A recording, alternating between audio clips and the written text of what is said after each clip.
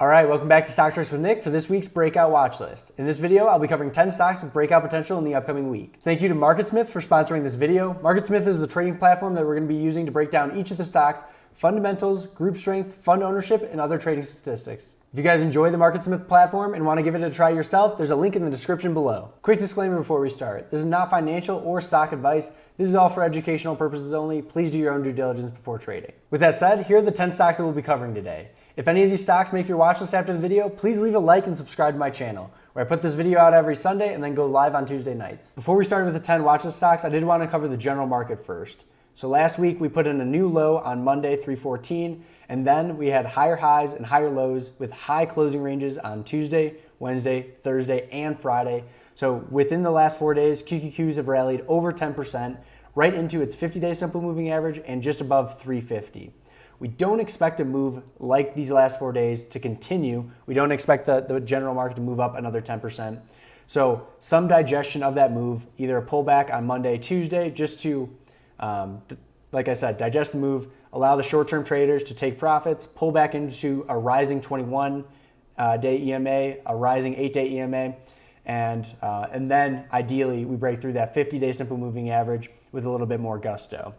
So with that being said, a lot of the stocks that I'm covering today, I will be covering from, these are a little bit extended. We want to pull back to either key moving averages or nice round numbers that we can manage risk against. All right, first we have APA. This is an oil and gas, which is the #1 strongest group out of 197 in the market right now. A+ group strength rating, an overall composite rating of 99, an individual relative strength rating of 99. So whenever there's relative strength and composite ratings in the 90s, I want this stock on my general watch list at minimum here.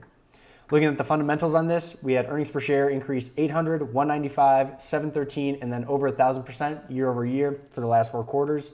Sales were up 64, 200, 44, and 86. And then after-tax profit margins increasing 17, 16, 24, and 23. One thing I like to look at is fund ownership. Is fund ownership increasing each of the last 4 quarters? We do see December 2020 was the low with 774 number of funds in the stock. And then it's increased to 816, 915, 915, and now 946. So all of this is fitting the puzzle, high probability setup. Now we look for our potential entry point and our stop loss. So on here, you can see this pullback broke the 8-day EMA, the 21 EMA on, this would be Tuesday. Since then, we had higher highs, higher lows, Wednesday, Thursday. And then we digested that move a little bit on Friday, being down 0.8%. But a nice inside candle there, nice and tight. So what we're looking for is a break over Friday's high, 39.38 as a potential entry point, or just a break into 40 with a stop loss under the 8-day EMA around 38, call it like 37.75. That's APA. Next, we have the dating site, Bumble, BMBL. This is an internet content, 156 out of 197. So you can see that this is a weaker overall group strength rating of D. Also has a weak composite rating, 32. And a relative strength rating of 15. So a lot of warning flags on this. We'll go over why I'm not too concerned about that in a second here. But just going through, within that group, again, weaker group, but within that group, it's in the top third on relative strength, 24 out of 75, accumulation distribution, 13 out of 75, and composite overall rating, 22 out of 75. Earnings have been negative, so nothing to talk about there. Sales have been increasing, but at a decelerating rate a little bit. And then after-tax profit margin, still negative, but not getting much worse. Fund ownership on this has decreased from September 2021, from 361 to 351.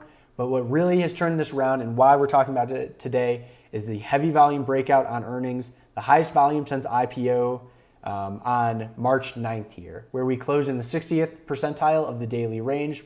From there, it fell under market pressure. You can see SPY, S&P 500, was pulling back. This also pulled back as well. But once that pressure lifted off the market, there was renewed buying supply here. We broke back over the previous high from earnings. And then we also broke the 50-day simple moving average, closing at the high of the day on Friday, 97% closing range there. And then similar to APA, we just digested that move a little bit. Down 0.2%, nothing crazy. But ideally here, we'll see the general market pull back Monday or Tuesday. We'll see this pull back to 27.5 or even 27, where that 50-day simple moving average is coming underneath. And then we have two areas to manage risk against, 27.5 or the 50-day simple moving average. Get a lower risk entry point there. And then we're also not buying an extended stock. One thing I don't love about the chart is the overhead supply from 30 to 40. So there are some traders trapped in here. This might bring some buying or selling pressure if we do rally from 27 up to 35, but that's still a nice little gain to manage your risk against. So that's BMBL. Next is Dutch Bros Coffee, BROS. This has been on everyone's watch list, so no surprise here. In the week on Tuesday, it broke over 50. You can see it had all the key moving averages, the 50, the 21, and the 8, all right at the same spot. Nice little launch pad there. It broke over 50 on Tuesday, or on Wednesday, excuse me, and then continued higher highs, higher lows. Thursday, it was up, 11%. Friday, up 2.24%. But you can see it stopped off right at $60. So stalled out here. It's been extended. Now we want to see the general market pull back. We want to see this to pull back to around the $55 area, manage our risk there. Fundamentals, it had really strong earnings, plus 900, plus 400, plus 75, and then actually minus 50 year over year. Sales were up 49, 53, 50, and then 56%. So sales are still increasing at a nice clip. And then after-tax profit margins up 17%, 13%, 8.5, and 2.5. It's in a very weak group. Retail restaurants, 171 out of 197. So D- group strength rating, 65 composite rating. You can see it's still kind of building out that IPO base, starting to break to the right side there. But within that group of 53 stocks, it's number 3 on relative strength, number 12 on overall composite rating. And for fund ownership, we only have 2 quarters to work with, 165 and 164, pretty steadily there. But we are getting some large volume up days since December. So we'll see if that increases come March. So again, nice move here. If you didn't catch it, we're not trying to buy an extended stock. We want to see it pull back to 55, along with that general market pulling back a little bit, tightening up that action, and manage risk there instead of buying extended. That's BROS, Dutch Bros. Next, we have an energy and coal name, BTU. This is energy and coal is the 3rd strongest group out of 197 right now. So that's an A+ group strength rating. It's got an A+ accumulation distribution. So many heavy volume days are coming on up days versus down days. We have a composite rating of 98, a relative strength, individual relative strength rating of 99. So putting all the pieces of the puzzle there together. Has turned it around, had negative earnings and sales profit margins up until the December quarter, where we saw earnings increase 412%, sales increase 72%, and after-tax profit margin increase 42%. Looking within the group, again, 3rd strongest group in the market. This is number 1 on relative strength, number 1 on accumulation distribution, and number 6 on composite out of 12 stocks within the group. Fund ownership on this is also increasing. We went from 172 December of 2020 to 284 this December. Now, technically, what are we looking for? We see this nice cup here, or maybe cup handle in this area, but we saw a clean break of 20. The stock was getting extended through here. You didn't want to buy at 25 unless you got in lower. This is already extended, so we're not buying up here. This pulls back from, let's see, the high was 27.28, pulls under 20. So that's almost a 33% decline there. And then we get a bounce. We see some tightening action on Friday, inside candle, still above all the key moving averages, closing in the 74th percentile of the range, down just 0.2%. We're looking for a break over Friday's high of 22.17 as a potential entry point, or 22.70, the previous day's high. So that's BTU. Next we have GOGL, not Google, GOGL. This is a shipping company, which shipping itself has been in a very strong group, 19th out of 197. Within the group, so that's an A+ group, that's an A group strength rating. Within the group of 28 stocks, this stock has an individual relative strength rating of 98. So it has the 3rd strongest relative strength rating within the group of 28, and number 14 on composite. Taking a look at the fundamentals, earnings per share up 113, 278, 259, and then 461. So we're seeing incredible increases in earnings per share growth.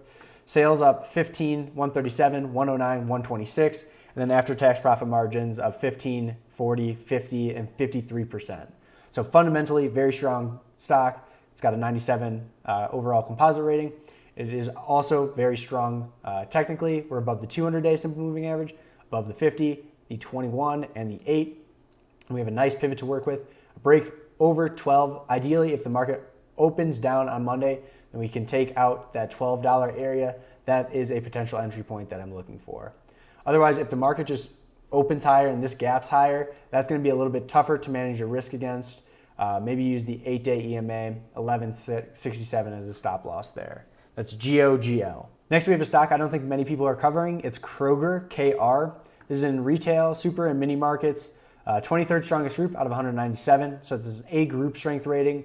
It's got a B plus accumulation distribution, 93 composite, and an individual relative strength rating of 96. So all good things there. Earnings per share last 4 quarters were year over year were -2, +10, +10, +12. Sales went from -1 to +4, +7, +8, and after-tax profit margins just steadily increasing 1 to 2%. Within that group, again, 23rd out of 197. It's the 3rd strongest on relative strength, 3rd on accumulation distribution, and 5th out of 13 on overall composite rating.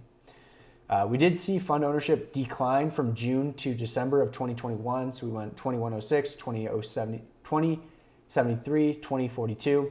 And then we got this high volume breakout on earnings where we went from around just under 50, 48, all the way up to 60. So about what would that be? A 20% increase for Kroger, which you wouldn't expect from a supermarket there. But since then, we got a little bit extended here. We pulled back from 72.58 down under 55, and since then we're flagging out really nicely through this area, managing to close above that 8-day EMA all but one of these days on Wednesday.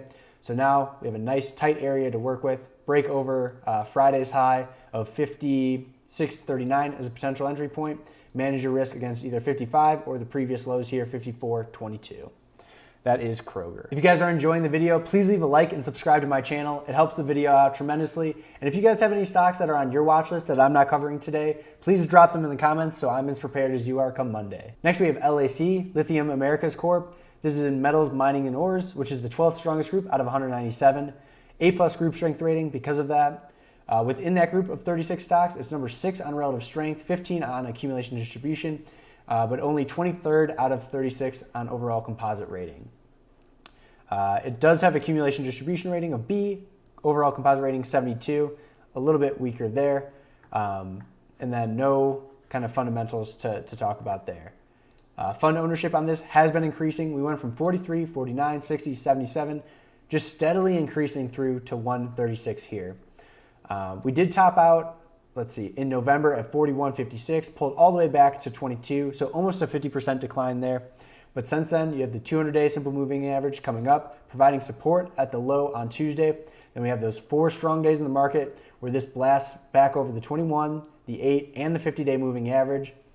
And ideally, again, the market comes in a little bit on Monday or Tuesday. This pulls back to those 3 key moving averages, the 8, 21, and 50, and then we can manage our risk against that area. When this name starts to get going, starts to trend higher, it can move 20% in a short period of time. So this is a name that I want to keep on a focus list going into next week, LAC. Next, we have NVDA, and this is already a little bit extended in the short term. This is definitely one that we're waiting for it to pull back, but you cannot ignore the price action and the volume action of last week. Someone, and not just me and you, some institutions are buying this name back up, so we want to put this back on our radar. This is in semiconductors, 92nd strongest group out of 197. It's a B minus group strength rating. It's got a B plus accumulation distribution, 97 overall composite rating with an individual rating, relative strength rating of 95. So very strong all the way through. Earnings per share were up 102, 89, 60, 69. Sales were up 84, 68, 50, 53. And after-tax profit margins improving by 40% each of the last 4 quarters year over year. Within the group of 30 stocks, it's number 3 on earnings per share, 3 on relative strength, 6 on accumulation distribution, and 3 on composite rating. So within kind of a middle-of-the-road group right now, it's one of the strongest stocks in that group. Fund ownership also has been steadily increasing on this name. NVIDIA is not a hidden gem, but it is getting back on people's radar and blasting off on heavy volume here. Ideally, this pulls back into the, I'm not in this name, so ideally it pulls back to around 250. That's a nice round number. You'll have all 4 key moving averages right around the same price, the 8, 21, 50, and 200-day moving average to manage your risk against. I don't know if we're going to see that strong of a pullback because we're at 264.53. So what would that be? Pretty strong pullback into 250. But if we can get there, managing our risk against that and those key moving average would be ideal here for NVIDIA. Next, we have another semiconductor name, but in a slightly different group, 65th strongest group out of 197. This is ON. It's got an earnings per share rating of 90, accumulation distribution B, group strength B, overall composite rating is 96, relative strength rating 95. Within the group of 44 stocks, it's 4th on relative strength, 11th on accumulation distribution, and number 1 overall composite rating. Taking a look at the fundamentals, we have earnings per share of 250, 425, 222, and 211 year over year. Sales were up 16, 38, 32, 28, and after-tax profit margins improving 10, 17, 22, and 26%. So everything's moving in the right direction there. On the chart, we're above the 200-day moving average. We've always been above the 200-day, even during this market correction. And then on Wednesday, we got back over the 8 and the 21 EMAs, right under the 50. And then Thursday, we recaptured the 50, pushed higher on Friday. So with this, I'm looking for a pullback into the nice round number 60 and the 50-day moving average to manage our risk against. So if we can get in around 60, 60, 30, around that area is where I'd be looking to put on risk for ON. And then the last stock I have for you guys is VAL. This is an oil and drilling, 4th strongest group out of 197. That's an A+ group strength rating. It's got B+ accumulation distribution, 87 overall composite rating with a 98 individual relative strength rating. Within that very strong group, it's number 4 on relative strength, 8 on accumulation distribution, and 5th on composite. And we do see fund ownership increasing from 104 to 197 in the 3 quarters that we have to work with. You can see this IPO'd on May 3rd of 2021. And since then, it's been in a nice strong uptrend. We have pulled back a little bit. We topped over 50, 81, pulled back into around 43, about a 14, 15% pullback. But you can see we never closed under this rising 21 EMA, which was a good sign. And then when the market started cooperating, this bounced back over. We've closed 3 days above that 8-day EMA. With this, we're looking for a break over Thursday's high, which is 47.29 as a potential entry point. Or if we pull back again, you can manage your risk against 45 and the rising 21 EMA, which should catch up to 45 in the next couple of days here. That's VAL. All right, that's gonna be the breakout watch list for the week. If you guys enjoyed the video, please do me a favor and leave a like. It's free for you and it helps me out. If you guys enjoyed the MarketSmith platform, there's a link in the description below where you guys can try 3 weeks for just $20.